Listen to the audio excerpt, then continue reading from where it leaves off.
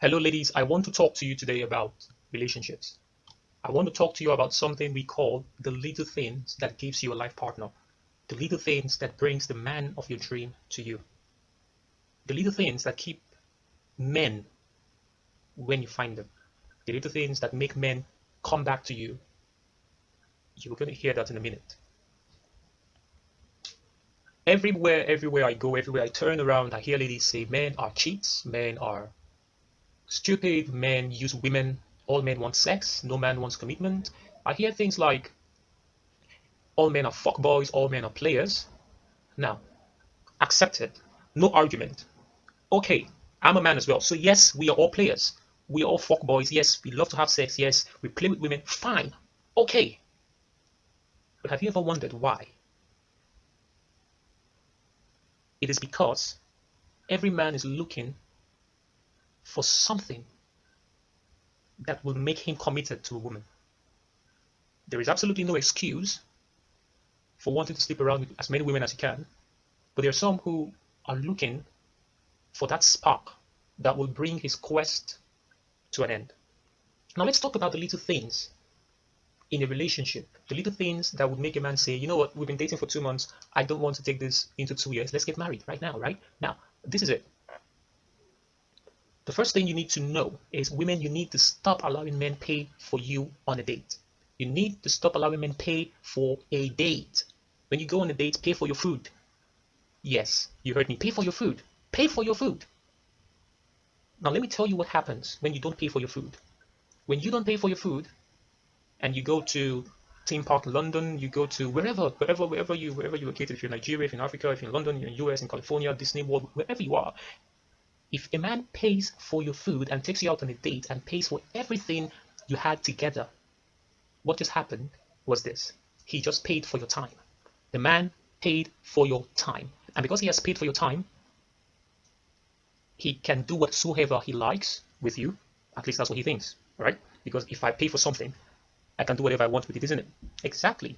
So this is why some couples today, before they got married, here was a woman, here was a man. The man tried to get to know the woman. The woman was acting tough, and the man calls her on the phone, and she wouldn't pick the call for weeks and for months, and they have a little argument, and the woman refused to pick the phone call, and he sends a text on WhatsApp or an SMS text, and she refused to reply until 1 month or 1 year later, right? Now, when you do this, he forgives you. You get married. Now you're married. And when you get into an argument with him, and this time if it's your fault, for example, let's say it's your fault, right?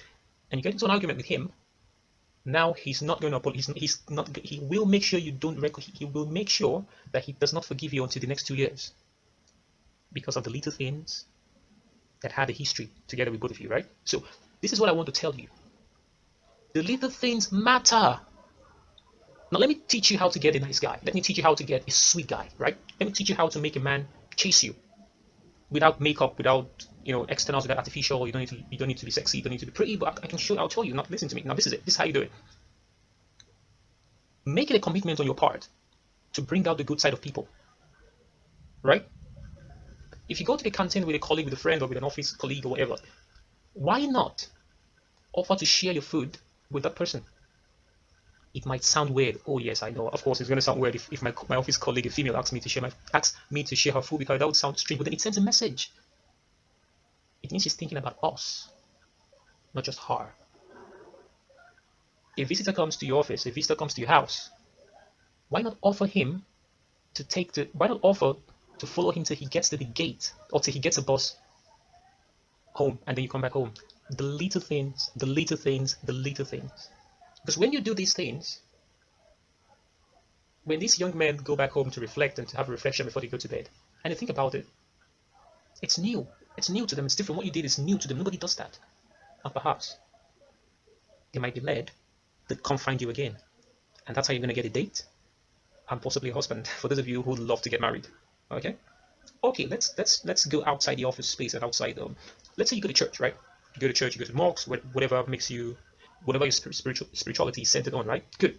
Let's say you go to church, right? Okay. You can offer to give your seat to someone else. Okay? You can offer to give a person a lift home. The little things. The little things. I'm going to tell you some stories, right? I'm going to tell you some stories very quickly if you would permit me. Now, this is so I met a lady who in Lagos, Nigeria, right? Came to Nigeria and I met a lady of mine, and the lady was okay, was good, and then we went to eat food together, and she ordered for a number of stuff, and I felt okay, this is my first date. I don't know you, but I'm hoping you just want to have something little. And she ordered for um, um, a quarter bucket of KFC chicken, and she ordered for ice cream. She ordered for 3 plates of rice, and after she bought everything, and I asked the question, I said, "Are you going to eat all this?"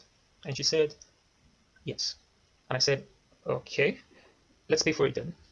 And the moment I said, "Let's pay for it," she left the counter and stood behind me and left the items she bought on the counter. And then the cashier was looking at me and looking at her because the cashier knew exactly what just happened.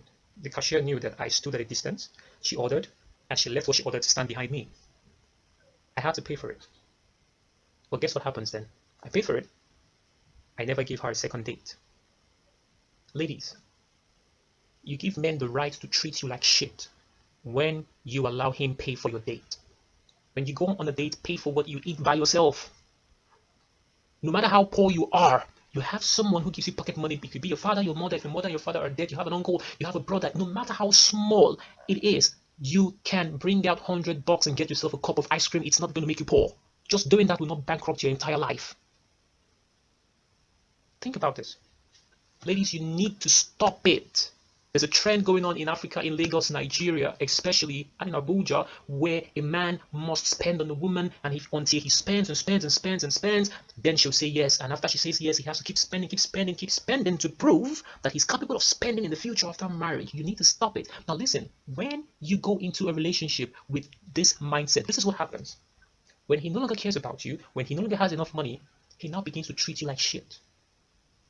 He goes with other girls that do not demand for much and hang around with them, have fun with them, and comes back to you and tell you stories, right? You're angry. He plays to your emotions. Why? Because he has bought your time. He has bought your emotions, right? You've taken from him, so now he's taking from you. And somebody says, hey, give me a break. What do you mean he's taking from me? But we sleep together, so I give him back when we have sex. I'm sorry, mate, you did not give him anything. You both gave each other something. So the equation is not balanced. The little things matter. The little things, the little compliment matter. Today, men are trained not to receive compliments from women, but guess what? If you give it to men, they appreciate it more than you can ever imagine or think. There was a young man in Lagos, Nigeria. What happened to him was he was taking a bus on a very hot day, and he was all sweaty, and he was walking, and a young lady was walking towards him with an umbrella, and the lady offered that he could use her umbrella to wherever he's going, and he should give her a call so they can arrange where to pick up her umbrella. And guess what? This happened 2 months ago. They dated for 2 months and now they're married. It's the little things, my friends. It's the little things. It's the little things. The extra mile you do for people can bring the person you've always wanted. You could bring your angel to you. For those of you who are married and single, you could bring your husband. For those of you who are looking for connections, you could bring a politician your way. Or you could even bring the child of a politician your way. Think about this, friends. The little things. The little things. All men are not players. Some are, not all. Even the ones who are players, they are playing until they find something. But that is not a justification for playing. Because when you play and you injure and you get injured, you can be injured for life. Right? So you need to stop playing. But if you must play, play with discretion. And women, be careful. Men, be careful.